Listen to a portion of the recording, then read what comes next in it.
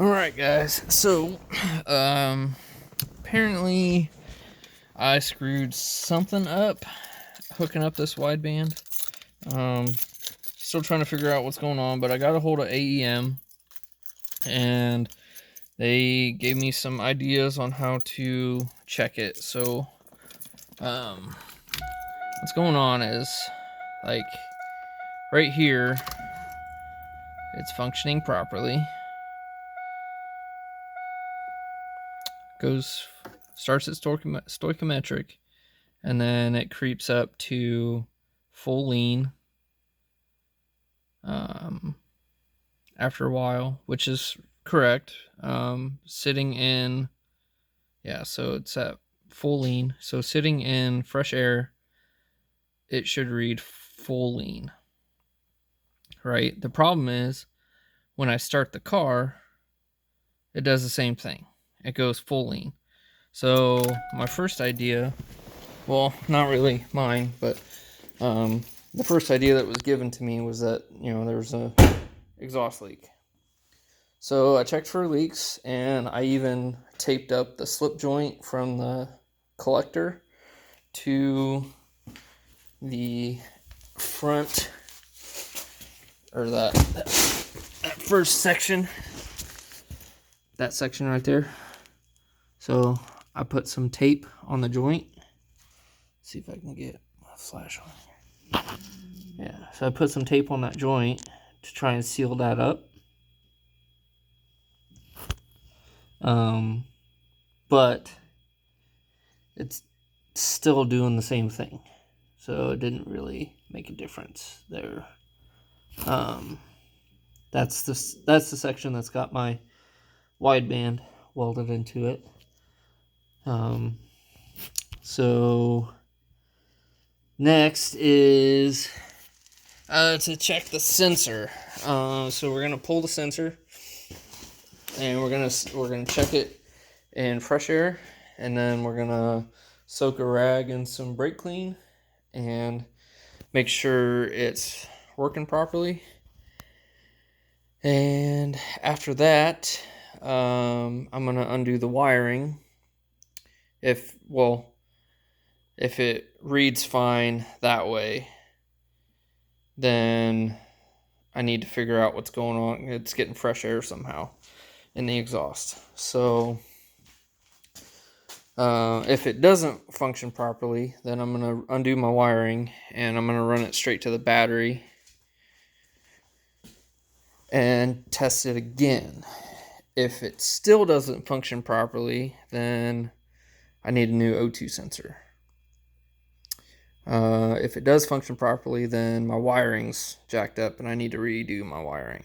So that's what we're going to work on. So yeah, a lot of talking. Let's get to work. All right, so here is the sensor pulled from the exhaust. Now we're going to key the car on, and it should read full lean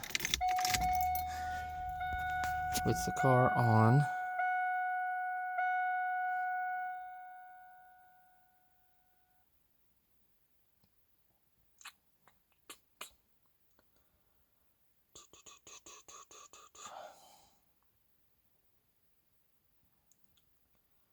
Okay, so technically that should be right.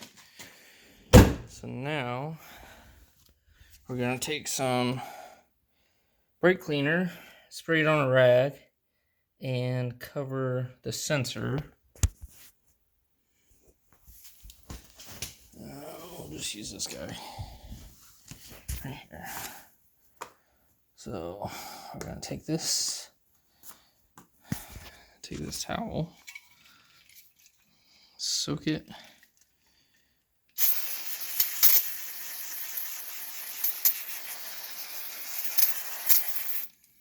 Brake cleaner.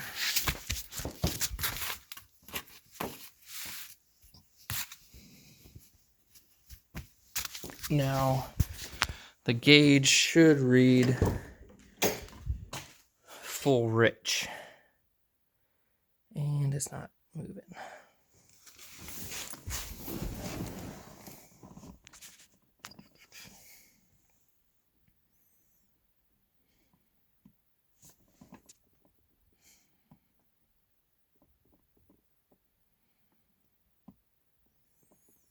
Okay, so that's going to make me think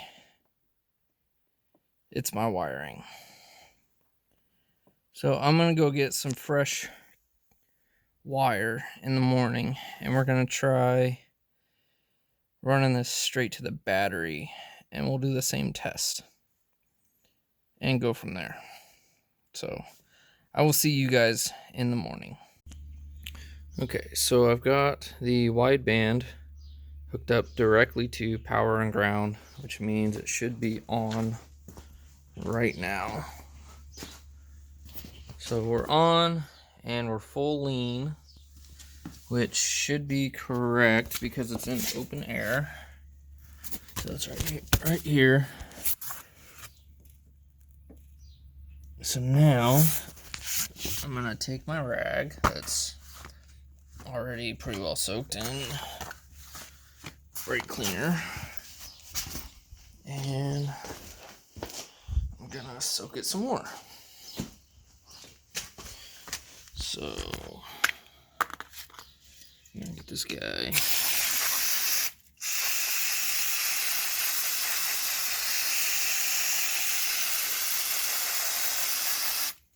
Drenched in brake cleaner. So we're soaking wet. Put this in here. Put that right in the center. Okay, so we've got the wideband and the soaked rag, but it still reads lean.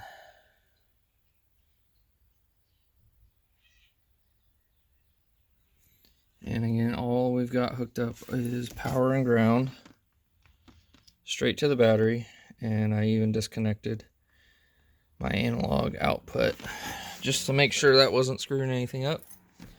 And it's still full lean.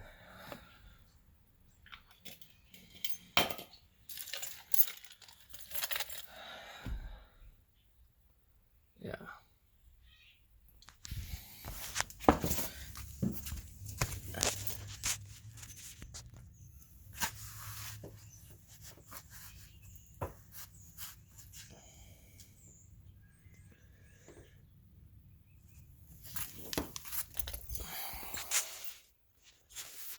Yep.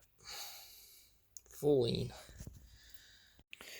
Okay, so after testing everything and getting a hold of AEM, it's been decided that I have to destroy the gauge and the sensor so that they can send me a new kit.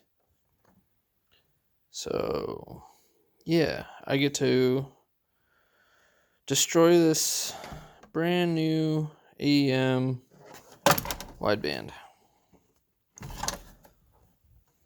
Let's get to it. Okay guys, so real quick, AEM got me a new wideband sent out.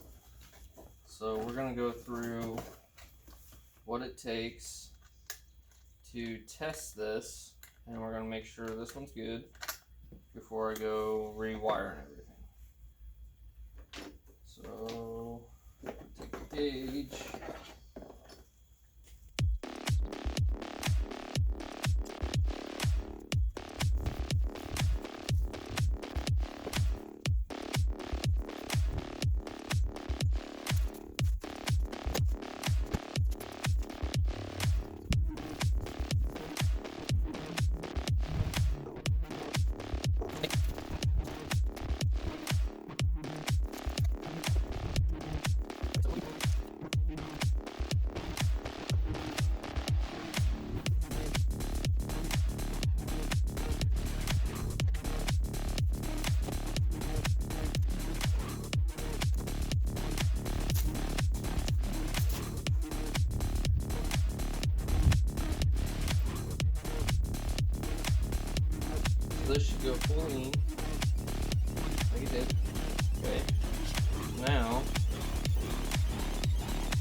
want to soak a rag.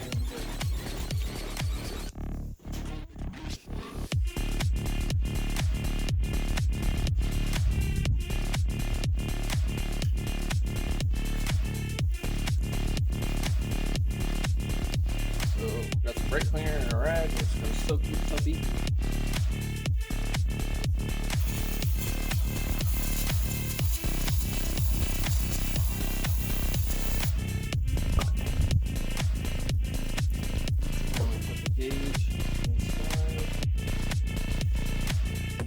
Should go full rich.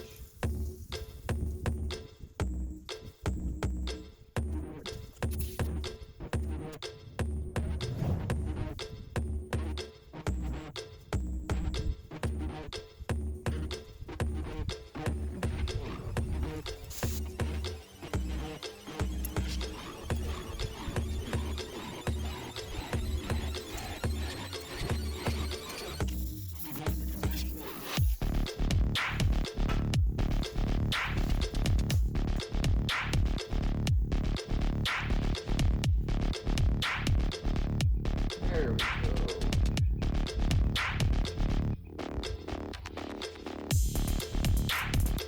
Okay. So this thing works. Use some choke carb cleaner. And finally did what it was supposed to do. Now it should go full lean again. Yeah, there we go.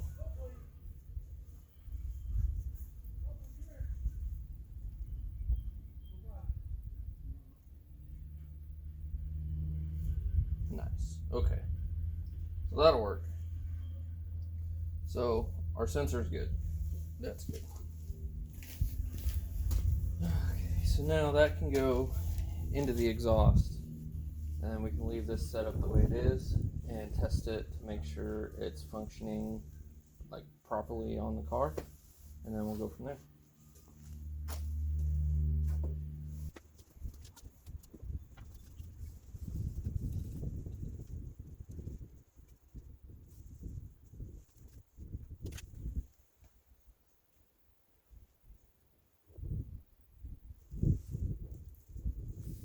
That should be right.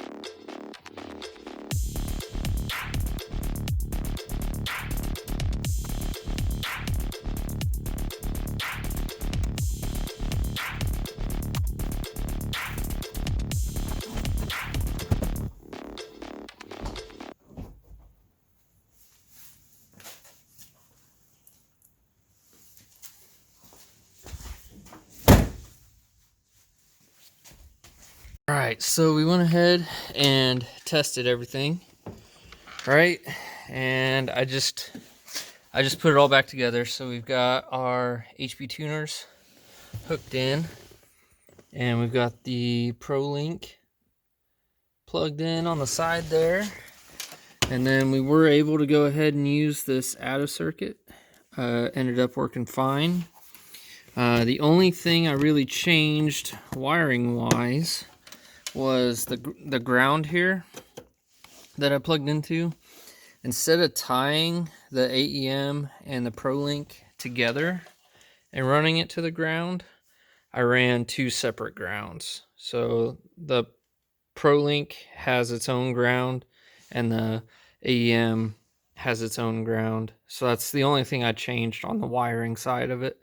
But I tested every piece of it individually. So after we did the direct battery test, I went ahead and threw the gauge in the exhaust and straight off the battery, started the car, made sure it still worked.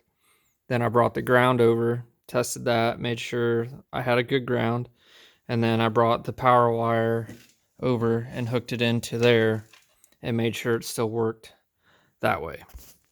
So everything seemed fine. So it looks like I just had a bad sensor or gauge or something. Something was bad in the original kit that I got. So they got me the new one sent out, and everything seemed to be working fine. And I got it running, and the air fuel ratios are looking pretty good. They bounce around quite a bit, but I don't know if that's because of the factory ECU just adjusting for the fuel ratios or whatever. I don't know, but the downside is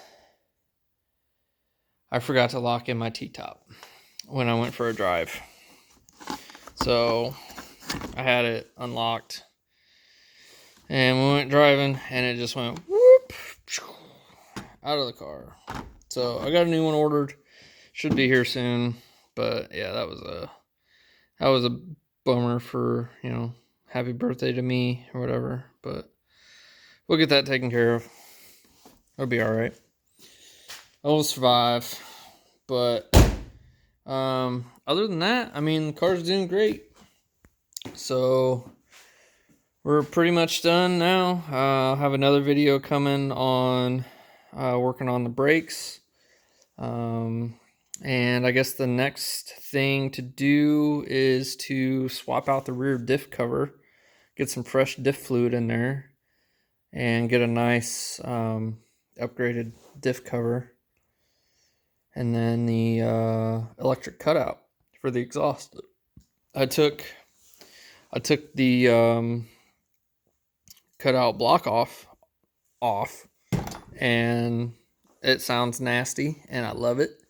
But I don't always want it to sound like that. So every now and then I'll want to quiet it down. So we'll have to get that electric cutout in.